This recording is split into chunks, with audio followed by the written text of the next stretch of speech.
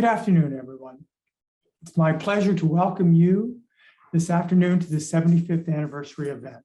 I want, on behalf of the School of Criminal Justice and the panel, to thank the Rutgers University Foundation and Alumni Association and our School of Criminal Justice own Alumni Association on all the work that they did to make this event happen and to bring us together today. It's a great pleasure for me to introduce today's talk, 75 Years in Newark, a pathway forward for social justice. This is an exciting opportunity to hear from some of our most prestigious members of our community. Our moderator, Robert Holmes, is professor and author of a book about the first Black mayor of a major city in this country, A Mayor for All People, Kenneth Gibson's Newark.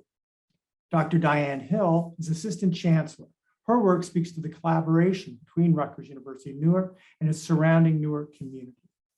Dr. Norman Samuels, who currently finds us at his current home is at with the School of Criminal Justice, is provost emeritus and political science professor, whose career on the campus spans 55 years. And finally, Junius Williams.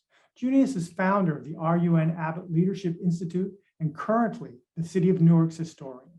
We're thrilled to have these folks together today and excited to hear what they will be, the stories they will be sharing with us and their insights. Thank you.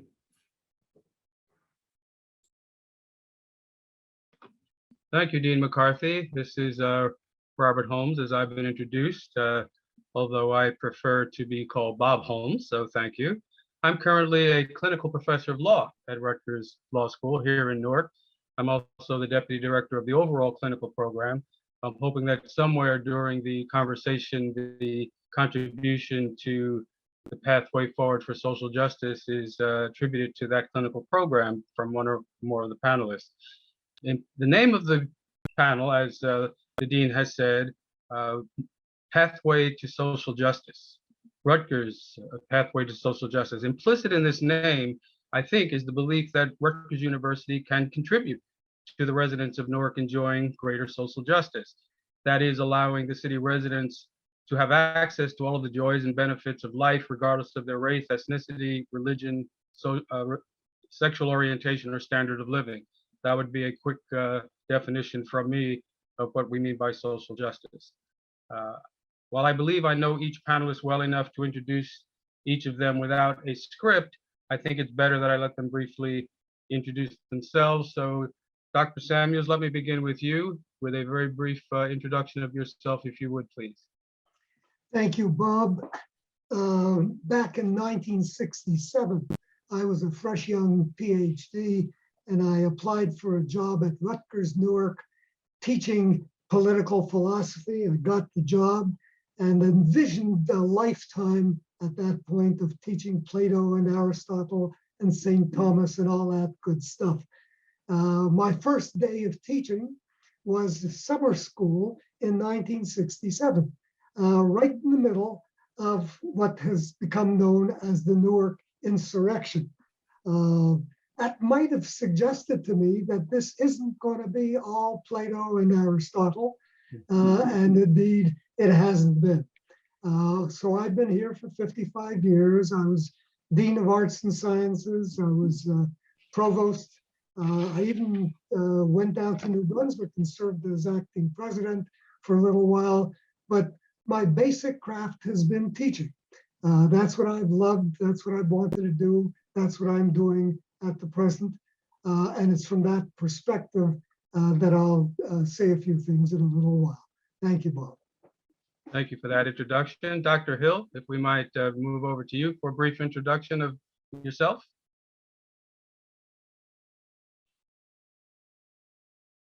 Sure, thank you so much. I want to first thank Dean McCarthy and his team, and also my fellow panelists along with our moderator. This is exciting. Dr. Diane Hill, and I like to say that because the community likes to say it. I was born and raised in the great city of Newark, New Jersey, so a native. Went to the Newark Public Schools, a product of the Newark Public Schools, and I've been at Rutgers University for over 30 years. I think that's what's important, and I came to Rutgers with a mission in my mind with purpose and passion. I was at that time recruited to work with the Educational Opportunity Fund Program, Academic Foundation Center, and the Pre-College Center, which was important for reaching to the community. I currently serve as Assistant Chancellor for University Community Partnerships and also a professor with the School of Public Affairs and Administration and the newly founded co-director with the Center for Health Equity and Community Engagement. I'm glad to be here. My work and what I will talk about a little bit later on is the transformation of metropolitan universities, which is a case study of Rutgers University, Newark, over a 40-year period of their work and involvement on the campus and within the community. Thank you, Dr. Hill, for that. Attorney Williams, Junius Williams, may we have your brief introduction, please? Hello, Bob, and hello, Rutgers participants. As Bob just said, I am an attorney by license and by training, but my connection with Rutgers University is different. I am the founding director emeritus of an organization called the Abbott Leadership Institute, which trained maybe 2,500 different parents over a course of 16, 17 years in the art and science of education, organizing, education, policy, platforms, all of these things to help parents become better advocates for the school district in Newark. Along the way, we decided we needed to involve the students, so we set up something called it's called the Youth Media Symposium, or YMS. And YMS undertook to train young people who were in high school how to use the media to tell their own stories and skills related to the media, such as speaking, debating. In other words, how to speak truth to power in their own way. Several hundred young people are out there doing that thing now because of their training at the Youth Media Symposium. After Rutgers, I retired in 2018.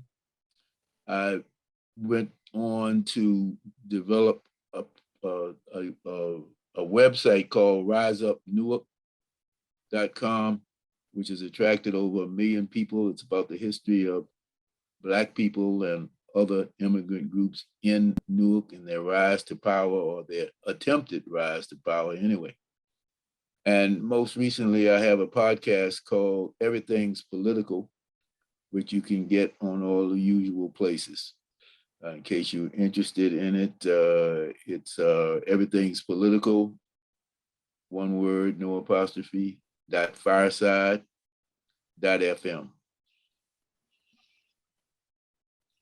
Thank you, Junius, for that. Dr. Samuels, we should turn right away to some more substantive remarks now that the audience knows a little bit more about who each of you are. So let me pose a very broad question. I'm not going to suggest you have to stick strictly within the parameters of this question, but here's the broad question. We know that Rutgers University, like all other institutions of higher education, have an underlying mission. They have a mission, and your fiduciary duty would be to have some obedience to that mission if you're a university administrator. So my question is, does that mission in any way embody making a contribution to uplifting the city in which the university is located? Does the mission allow for that? And if it does, is this a comfortable collaboration, or does it get uncomfortable from time to time? That would be the broad question I'd like to see if you can start our conversation with. Thank you, Bob. Let me begin to answer your question in the following way. We are celebrating 75 years of Rutgers Newark being part of Rutgers. But there's a history of higher education in Newark well before that. There was an institution called the University of Newark, which brought together law, business, arts, and sciences in the 1930s and 40s. Before that, we had 2 law schools going back to the beginning of the 20th century. So Newark has been a college town for a long time, much more than the 75 years. And from the start, this has been a place for non-traditional students, for part-time and evening students who held other jobs, immigrants, first-generation Americans, working class, the urban poor. In those days, in the 30s, the 40s, the 50s, into the 60s, we're probably looking at mostly at Italians, Irish, Jews, Germans. Some of them became CEOs of major corporations in the city of Newark. And so the way I look at that and the way I try to begin an answer to your question is that what Rutgers Newark has become in recent decades is a natural expansion, a natural extension of our consciousness and our conscience to become what we are now, which is the most diverse campus in the country. We have always had that commitment long before we became part of Rutgers.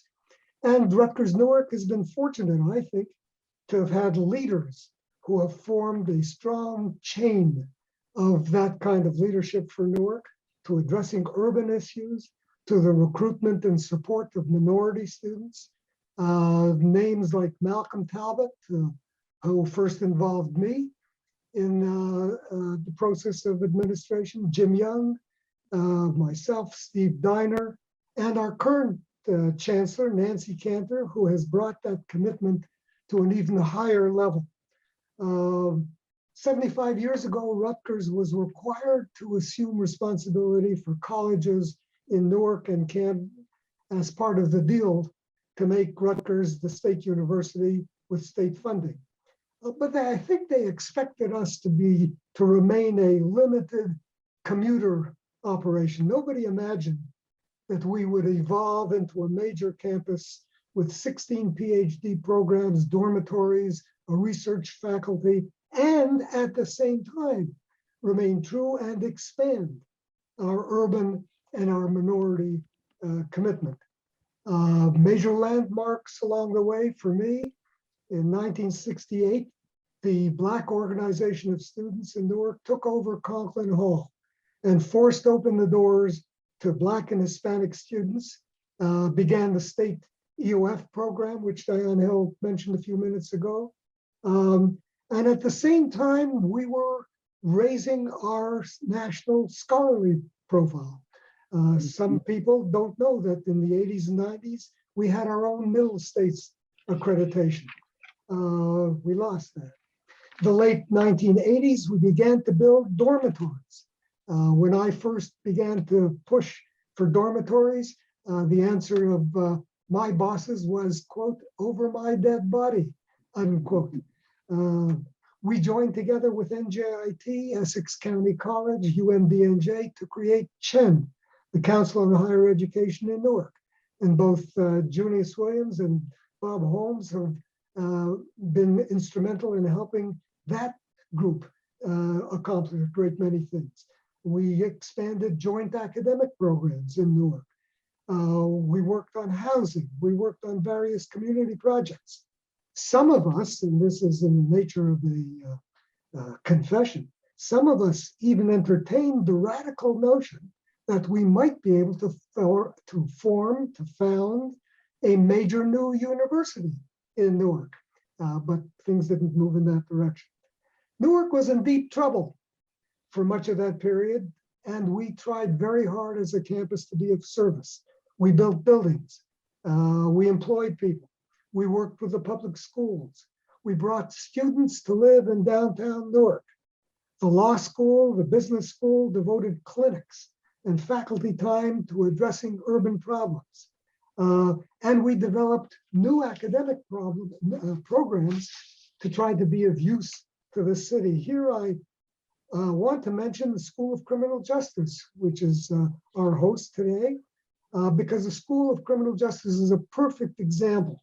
It was created at the request of the New Jersey State Legislature to provide research on crime and prisons at the moment when Ken Gibson, Newark's new mayor, faced the challenge of dealing with a crushing crime wave.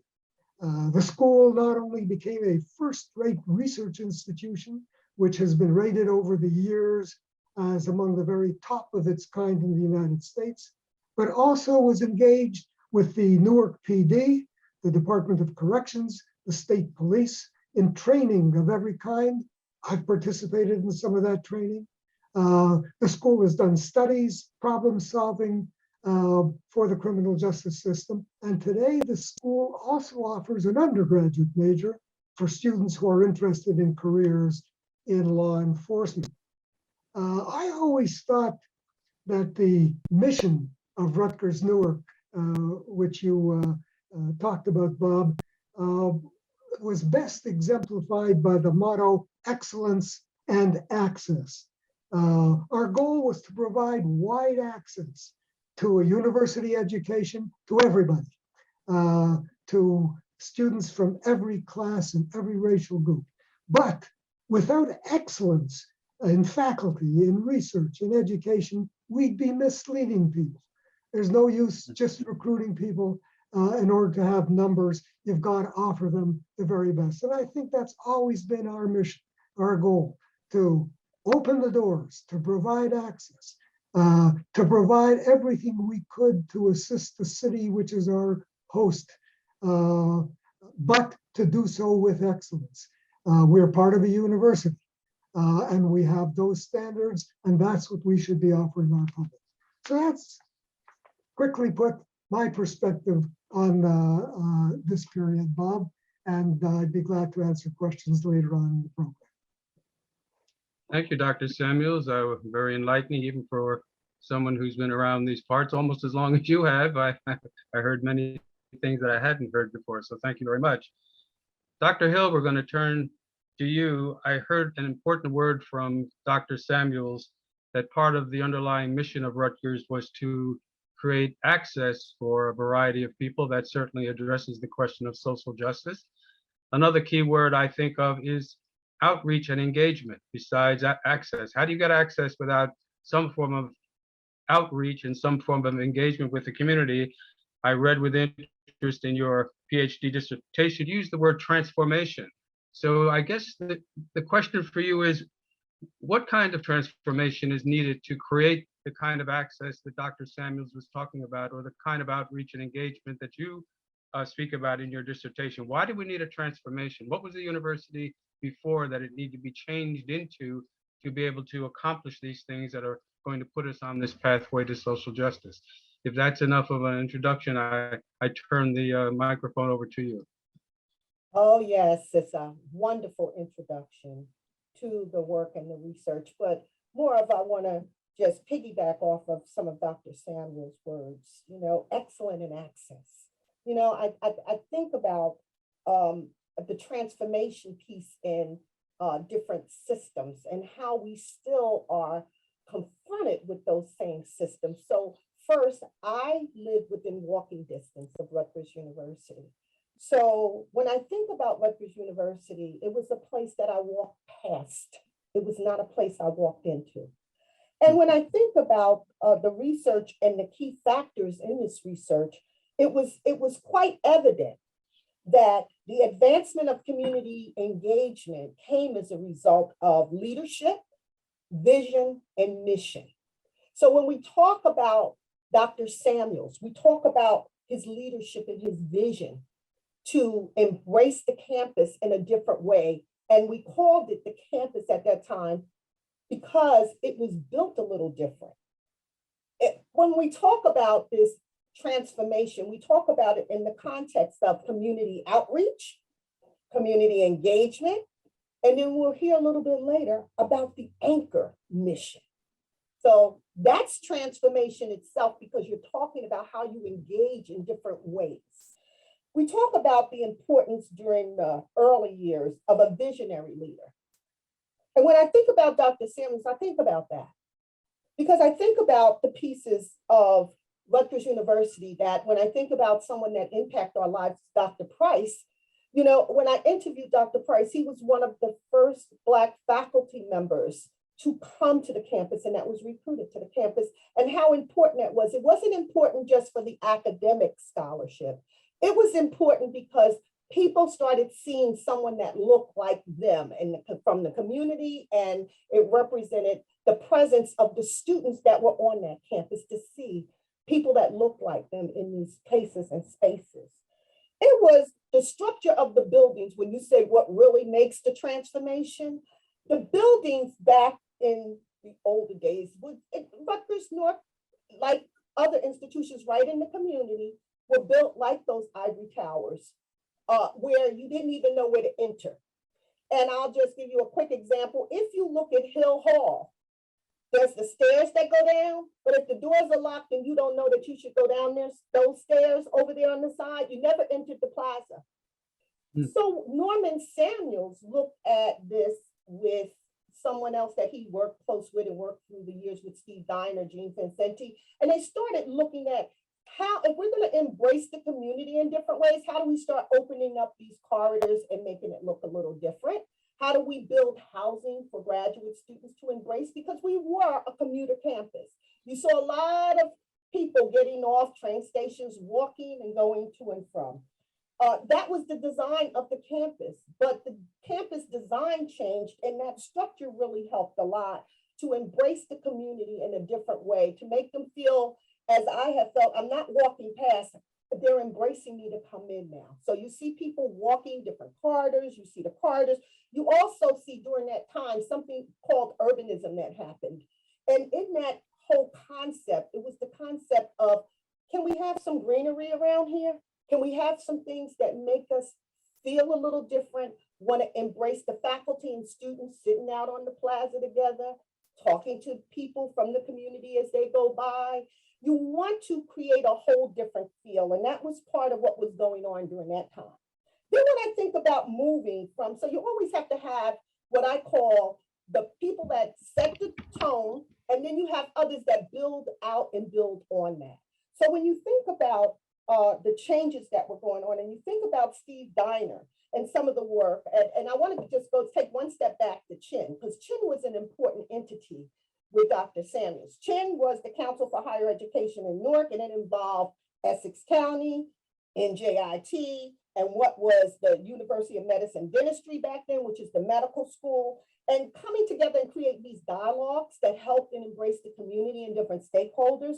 That was important because that also helped to develop some housing. When you think about Society Hill and others, it just didn't happen. It happened because there were people that were thinking and planning, how can we build out and touch the lives of the people in the community, but also with faculty that were living in there and housing nearby with other residents. But then there were other key players back then. From way back, when I think about the law school and the social work students have two of the longest running community engagement programs in the history of Rutgers Newark. And I said it because the clinical students in the law clinic were already going out and helping people and residents with issues of housing, inequality. They were already addressing. That was what they did back then. When I think about it, and I talked to my longtime friend last night, Ms. Liz Chilius, who was one of the first counselors on the campus for the EOF program. She stated to me, did you forget that, don't forget, the law students were the ones that helped us design the EOF program on our campus. When I think about the students that are social work students and how they were embedded in organizations, all the different medical organizations that help the people in the community. And back then, churches ran trio programs and different programs, and our people were there. But when I move it to the leadership of Dr. Diner, then as a historian, he saw something a little different about those corridors. And he was interested in taking it to the next level of corridors and looking that we have students traveling in and out. We need to make this a beautiful place. We need to make it a little bit more friendly. And he looked at it from an urban historian who was looking at what the community needs and connecting more with the city, and had ambassadors that were out there, the Marsha Browns and others, that were connecting the city in different ways. When you think about, and you move to Dr. Cantor, I think about this is a different level of anchor work. And anchor work is a little different because even though we were doing it, the anchor work did it to another level of saying, now we're going to bring all stakeholders to the table. As anchored, we have a responsibility for addressing social equity at another level of saying now that we have to respect the people, the residents in those communities, as people that lay their head there every day and know, and as experts in their own rights for being in those communities. So when I think about the work that is being done, that we are now addressing problems collectively and with different people, not just the tops, because your leadership has to have that top.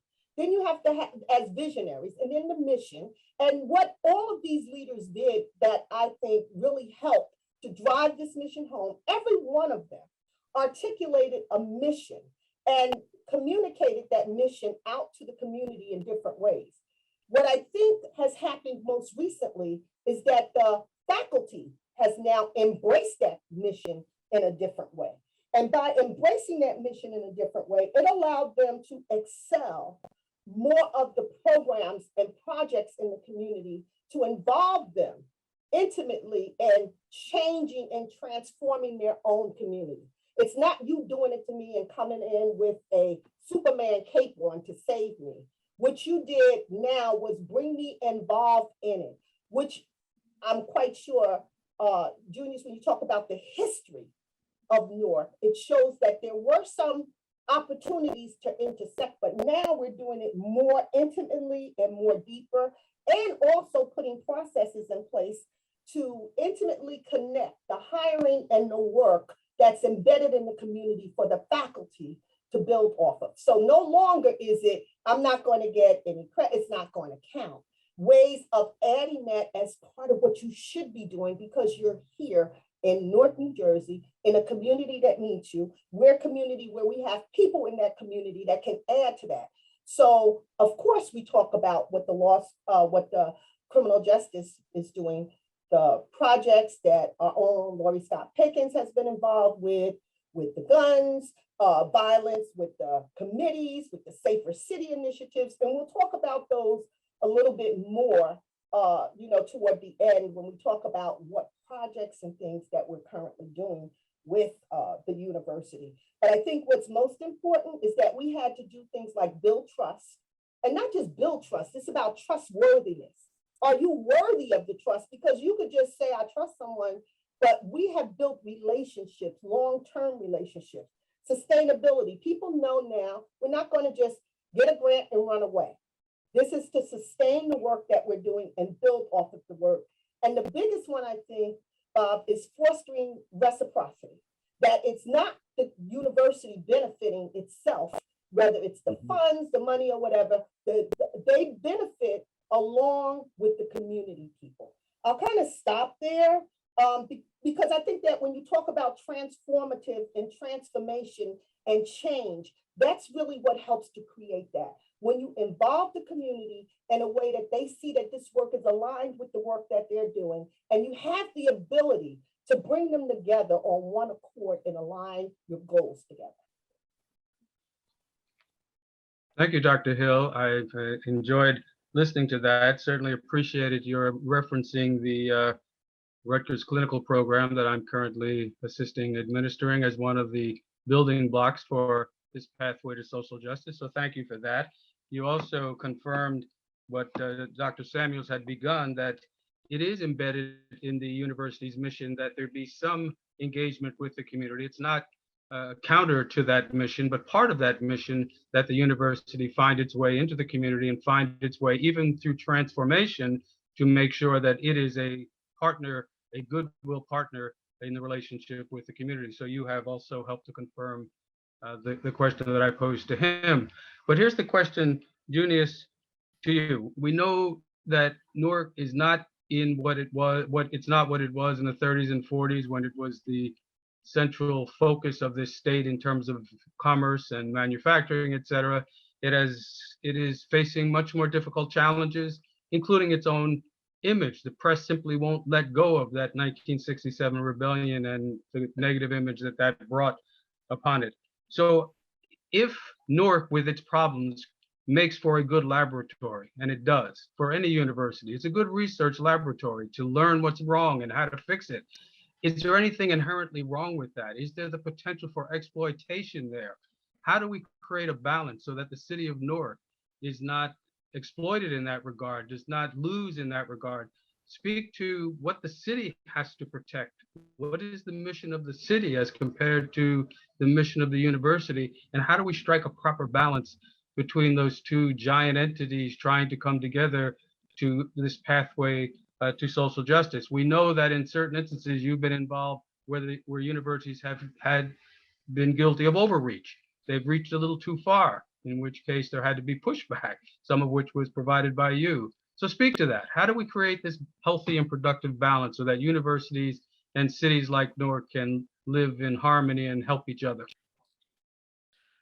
Oh, well, I think the image that came forward from the rebellion in 1967 has been wiped out. I think it has been counted. And I use as evidence all the people who are trying to come to Newark to live and all the money that's coming into Newark. But there is a history that we can look at with respect to the city's involvement with Rutgers, the university, as you put it, two big institutions. Most of my relationship with Rutgers has been or was before I became a part of it and set up the Youth Media Symposium and the Abbott Leadership Institute. I heard some of the names of people that I recognize, such as Malcolm Talbot. Back in the day, there was a young man named Joe Brown, who was the head of the Black Organization of Students. Joe Brown was my deputy director of an organization that I founded, a community organization that I founded, called the Newark Area Planning Association. That organization was significant because we came into being to fight the land acquisition that was to be used for the medical school, which is not a Rutgers medical school. It wasn't at that point. We negotiated with the help of the students at Rutgers, Joe Brown's organization. We negotiated a pact which said that there would be more, an equitable distribution of construction jobs. It was the first successful affirmative action program. We said we wanted one half of the journeyman, I'm sorry, 1/3 of the journeyman and one half of the apprentices working on the construction of that medical school. We wanted Black and brown people to be trained as doctors.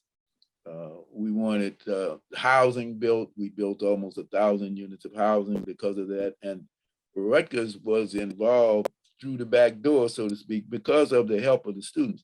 Now, because the students helped us, we helped the students. So when we hear talk about the takeover of Rutgers by the Black Organization of Students, the community was involved. When they took over Conklin, we took over the law school and we spent the night. As long as they were there, we were there. When some of the local vigilantes tried to knock the door down with a battering ram, members of the community took the battering ram away. So there was an understanding that if you mess with them, you mess with us. And I think that made the justifiable anger that the students had. I think it made us a stronger organization because we all were on the same page. And it was because Rutgers was not seen as friendly to the community. There were very few Black people here, very few brown people, very few people of color as students, and there were even less representation in the faculty. So those were the things that BOSS was all about.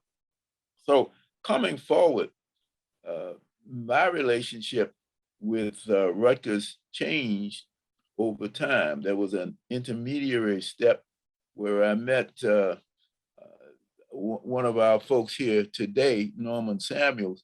It was called the University Heights plan. And that was a consortium of colleges, Rutgers, NJIT, medical school, and Essex County College. As it turned out, Rutgers didn't want any more land. It was NJIT, it was the college that wanted more land, and Essex County College didn't want any more land. So we bristled, and one of the people who was very active in that movement, we had an organization was called the University Heights Neighborhood Association, was Marsha Brown, who later became vice chancellor here at Rutgers. We were able to get the organizations, the colleges, to put in money so that we could build houses, more houses for people, which they did. And I think that represented a turning point in relationships with the city and with the community that was making these kinds of demands, because at that point, a lot of land was just going for institutions, and it was disproportional to the amount of land that was going for community needs. Malcolm Talbot, I have to mention Malcolm Talbot going back a minute, because Malcolm Talbot was one of the people who engineered the settlement between Boss and the students. Norm Samuels was one of the people who helped us work out an agreement to build the houses, as well as helping NJIT and the medical school to do what they wanted to do, which did require more land. We got land, they got land. When I came to Rutgers, for a while, I was the town attorney in Irvington. I came to Rutgers and talked to Provost Steve Diner. And I said to Steve Diner, there's a program called the Abbott program, which came out of the case Abbott versus Burke, the lawsuit. And it guaranteed more money to the different, to 30 different municipalities who had failing school systems. And it called for a great deal amount of school reform, which I won't go into the details. But one of the components was that there should be parent participation. I said to Steve Diner, I would like to set up the Abbott Leadership Institute to train parents so that they can become effective advocates and leaders in this whole process of bringing parents into this program. And Steve Diner said yes.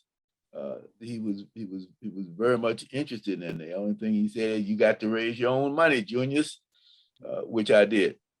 And finally, we have to mention Nancy Cantor, who was very helpful once we got here, probably in about the 16th, 17th, 18th year.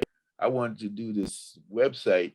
We had money to set up the website, riseupnewark.com, that I mentioned, which was the basis of a curriculum which is the basis of a curriculum that is now in existence in the Newark School District, teaching about Newark. But I said, we want to do this all over the country. And one of the places the next place I wanted to start was Detroit. And so she made it possible for us to get the finances we need to begin in Detroit. And there is now a Rise Up Detroit. And it's not as well developed as Rise Up Newark, because we did not have the same fortune of getting the people that we needed to have to help us. But that's moving. That's still a project that's going forward. We have one chapter in Detroit, if you want to look at this. So all of that ties to the relationship that Rutgers has progressed to have with the community. And for that, I'm very thankful. Eunice, that's very helpful. I appreciate that. I want to have the panel engage with each other, but let me begin. I want to return back to you, Dr. Samuels, if you can come back on screen, and Dr. Hill, if you can come back. We're going to see if the panelists can engage with one another. I have a question for Dr. Samuels. Norman? Okay, I'm right here. Here's the question I have that I want you to respond to as a cross panelist. Junia suggested that the image issue is gone. And I hope it is. My question to you, from an admissions perspective, when you're trying to recruit students to come to Newark to join this great university, do you feel comfortable that the image issue has been overcome? No, I'm not comfortable. I don't have much to do with admissions directly, but I teach, and I teach large classes. And when I look around my classes and get to know the students, the truth of the matter is that we are still facing a question of race. The campus in the 1950s was 95% white. Now white students at the undergraduate level are a very small, minor percentage of the student body. So if you define, which I don't particularly define, but most people do, define diversity as meaning a wide distribution among racial groups and so on, we still have a ways to go. We still have a lot to do. History doesn't move in a straight, linear kind of way. It waves up and down, it wiggles around. If I may, just Bob, to use this opportunity, here's one that most of you don't know about, but it occurred to me while we were talking about it. One of the key people in Newark who made it possible for us to build housing and a lot of things was a man whose name was Gus Hemingway. Some of you, I'm sure, Junius, you knew Gus. Gus was very involved with getting minority people to work and things. Now, Gus Hemingway happens to be a family member of our new university president, President Holloway. So here's an interesting way in which history circles back around. And if President Holloway is listening to this broadcast, which I hope he might be, he should know that he is, by virtue of family connection, directly involved in the Newark project and needs to devote time and energy and resources to continue that thing going. One more thing I'd like to say, because I think it was not sufficiently emphasized. Junius, this is just going to shock you no end, because I usually give Junius a hard time. But I want to say at this point that Junius grossly underestimated his own contribution. Junius Williams is a Renaissance man. He's not only a lawyer, not only a community activist, not only a musician, not only an educator, but he really was crucial in moving the universities and moving the city in the direction of social justice. And I think we owe Junius more of a debt of gratitude than just listening to him would indicate. So there you go, Junius. You're here, Junius. You want to respond to any of that? Not the glorifying part, but is there some of that you'd like to respond to? Well, yes, and I want to thank Norm for that love that he showed me. We've always been friends. We just like to pick on each other. That's all. I often disagree with him. I think that the lack of people, diverse people coming into Rutgers does not have very much to do with its image. I think that has to do with economic factors, with educational factors, which is beyond the scope of this discussion. I do think it needs to be changed, and we should have another panel discussion probably to talk about the ways in which that should be done, because I join with him in saying, yes, we need to stop just talking about how integrated we are and look and see just how integrated we really are on all aspects of not just the Rutgers campus, but throughout Newark. So Dr. Hill, we've been talking about what the university needs and what Newark needs. You are a resident person. If we're going to make this pathway to social justice, we need to know what the community wants. In your work and your research and outreach, can you help us understand what is it? I mean, when you talk to community, what is it they want from this relationship that seems to be working, but does it work from the community's perspective? think that we still have a ways to go, because when you have embedded into cities like Newark, the whole concept of what I call systems of inequality, it's hard to break through those systems and then begin addressing them. But I do think that Rutgers Newark has had that as part of their journey.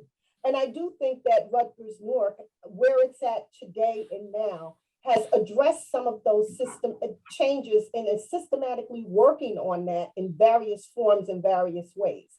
I don't think that it's a snap your finger overnight. However, when I think about some of the projects and programs that are now in place that are different and embedded in different ways. See, for me, I was an EOF student, so it was educational opportunity. Give me an opportunity and I'll walk through the door the best way that I can, because I have mentors and the social capital that is connected with the people in my community that cares about me. When I think about what Norman Samuel said to me when I wanted to get a PhD, he was one that encouraged me along the way when others had not, because it's not like your family members are already there.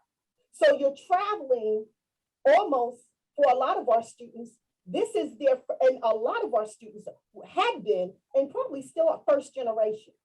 And knowing that, then they have to build their social capital and connect the people that are already there to help them to get through that process. They're not going home every day talking to people that already had this journey.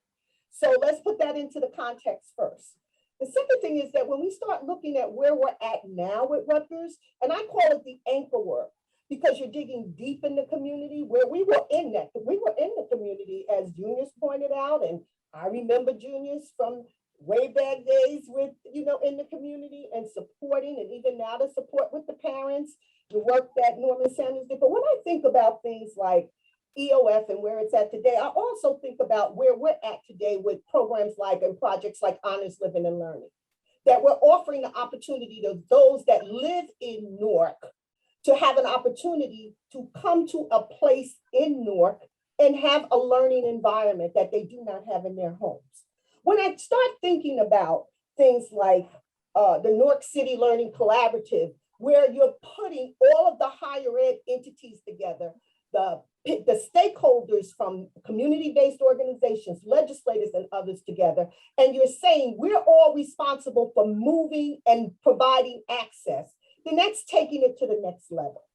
Diana, I'm going to have you pause on that high note, because I see the lovely face of Lori Scott Pickens, which means we're probably at a time where we need to allow our audience to pose some of their questions to us. So, Lori, can we interrupt the panel for that purpose so we can get our audience to weigh in on some of this? Sure, and I'm glad you called me out, Bob, because I'm sitting here immersed in just enjoying this rich information.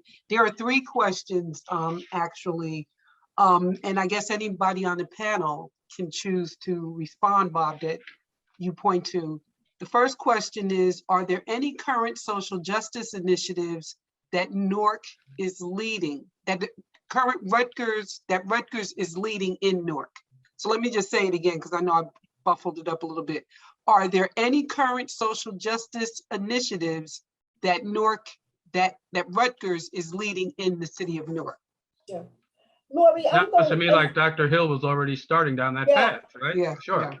Yeah, and when we think about that, and I think that is so important, because what we're seeing now is that there's this trajectory that happened way back from the juniors and others that were doing work in the communities, and the Norman Samuels that were there. But what we're seeing now is from those seeds that were planted, we're seeing some of the fruits that it's bearing with programs like I mentioned earlier, Honors Living and Learning, like when we think about the Newark City Learning Collaborative, like when we think about High Buy in Newark, where if we High Buy and Live in Newark, we're saying to the people here, look, you should be a part of it. If you're going to be a part of this community, be a part the right way. We're saying when you look at the CLJ Public Safety Collaborative, where they're putting everybody around the table. It's not just the police officers there and they're making decisions for the community. It is, you have the faculty, the staff, you have students, you have people that have been incarcerated, street teams. So you have everybody coming together to talk and trying to, and solving, coming up with solutions for the community. Are we there yet? Is it perfect? No, but it is one of the best starts because it's finally the community feel like you're investing in them. You're allowing them to hear their voice, not just the chosen few. You're allowing to dig deep in the community and pull people, residents out of their homes, out of their spaces to say, we want to hear your voice because you're the one that is dealing with this. We have a reparation task force, you know? And when I think about that, I think about looking at systematic racism and inequality in the whole state of New Jersey that has been built upon and continue with, and we still continue it with health inequality, education inequality. So when we talk about access, it is beyond EOF. It is about access to those and building those pipeline programs, which we are doing, talking about how we reinvent pre-college, how we reinvent how we touch the community and bring the parents in, what Junior has been doing with the Abbott leadership, getting the parents as advocates for their children and learning how to ask for what you need. When we talk about the Klein Project and housing inequality, and you have David Trout who is doing that work and saying, if we don't take this to another level and embed this in ways and systems in the city itself and in the state, we're not going to get anywhere. We're going to be exactly where we were. As a matter of fact, we're taking 10 steps back. Diane, I'm going to interrupt you again because I think there's a number of other questions coming on the chat. Okay. I don't want to miss them. Well, So can I speak question. on that? Can I speak on that for a minute? No, go ahead, Junius. I'm sorry. Because I want to highlight what the Abbott leadership has done and continues to do. But mostly importantly, in my perspective, for the student population, the YMS program is still there. Even though I'm not there, the YMS program is still there. One of the things we discovered in doing youth advocacy is that a lot of young people don't know anything about college. They think they don't qualify. Most of them articulate, I don't want to go to college.